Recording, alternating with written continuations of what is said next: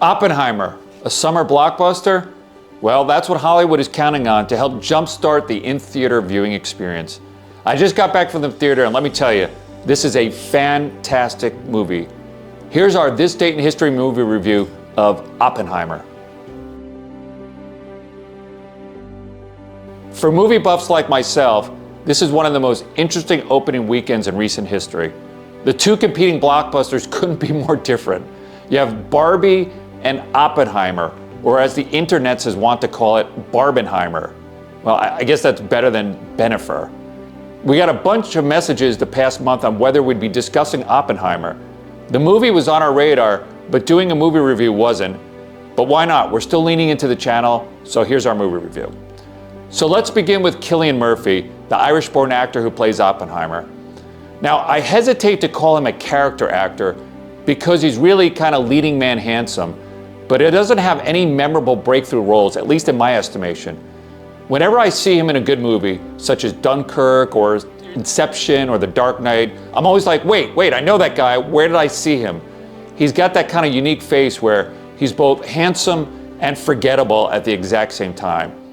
But I will say he's absolutely brilliant in Oppenheimer. If he doesn't win the Oscar, or at least get nominated, then it'll be a bigger travesty than the way Oppenheimer was treated in the 1950s, which is saying a lot. All I could say is that Murphy is a tour de force, including an incredible physical transformation, which is worth the price of admission alone. Truth be told, he's barely recognizable. Gone are the chiseled features, replaced with a kind of gaunt, sunken look, reminiscent of Oppenheimer himself. The highest compliment I could give him is that he inhabited the role the way Daniel Day-Lewis inhabited Lincoln or Frank Langella inhabited Nixon. After about 30 seconds, you start believing that he's really Oppenheimer, which is the same feeling I get when I watch Lincoln and Nixon. You know, he was Oppenheimer in the way George C. Scott was Patton. Of course, biopics can be tricky things. For all the great ones, Lincoln and Patton are at the top of my list. There are scores more that just don't work. Think Ashton Kutcher, Steve Jobs.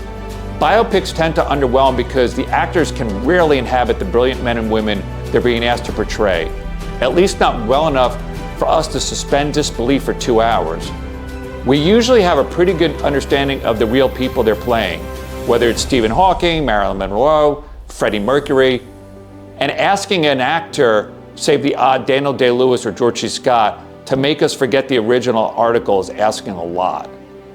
That's probably why Ben Affleck and Matt Damon didn't even attempt to portray Michael Jordan in their movie Air, which is ostensibly about Michael Jordan. But here, Cillian Murphy had an advantage. J. Robert Oppenheimer isn't all that well known. Sure, some of us are familiar with his signature achievement, leading the Manhattan Project and ushering in the atomic age, but Oppenheimer the person, his mannerisms, how he spoke, even what he looked like, it's pretty obscure. I'm a historian and a nerd, and while I had a general sense of the arc of his life, including his security issues and his tortured genius, I'm not sure I could have identified Oppenheimer in a newsreel with a group of other physicists. Cillian Murphy could bring Oppenheimer to life because so much of Oppenheimer is a blank slate to viewers, save for industrial-grade nerds like myself. I just assume he nailed Oppenheimer because I have no other point of reference, either in real life or the movies. Murphy had a ghostly, anguished, brilliant, manic air about him, which from everything I've read about Oppenheimer seems to be spot on. And I'm glad that Christopher Nolan took this project on. I really enjoy his approach to filmmaking. I absolutely love the realism of Dunkirk and Interstellar 2. He worked closely with some of the best physicists in the world to make sure that the science was accurate, both on Interstellar and on Oppenheimer. He and Cillian Murphy have worked together on a half dozen movies, including The Dark Knight, so clearly there's a trust there, which is absolutely needed with such an ambitious and even complicated biopic like Oppenheimer. You know, Oppenheimer deserves to have a blockbuster biopic on the big screen and not some made-for-TV cliche fest. And it needs to be handled by responsible filmmakers like Nolan and a prose pro like Murphy. He's that big of a historical figure of the 20th century and an enormously complex personality to boot. When you look at the 100 or so most influential people of the 20th century, Oppenheimer has to be somewhere in the consideration set. In my opinion, the atomic bomb doesn't get built by August of 1945 without Oppenheimer, plain and simple. His manic energy, unrelenting timeline drove that project. And Oppenheimer was more than just a taskmaster. He contributed key physics to it to make sure that the science actually worked. That's pretty amazing stuff. You know, the term genius is way overused. Brilliance too. But Oppenheimer was undoubtedly both. Even if he never touched the Manhattan Project, his contributions to physics alone would make him one of the great thinkers of the 20th century.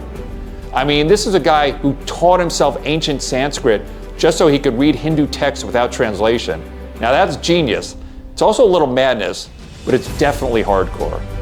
His whole life seemed to be on the extremes. He was a pathological chain smoker, painfully thin, a charming womanizer bordering on a cad, a brilliant physicist, but also an amateur mystic, a workaholic, and a pacifist. You know, some would even say a communist sympathizer. And the father of the atomic bomb. Now that is a complicated person. You know, I'm not giving away any spoiler alerts. This movie is like Titanic. We know how it ends. But it goes without saying that his post-Manhattan Project career and life is fascinating, a little maddening, tragic bordering on heartbreaking, and ultimately a reflection of the times. But look, don't take my word for it. Go check out the movie. Form your own opinion. It's absolutely worth it. Hit like and subscribe. Until next time, I'm Nick Ragone.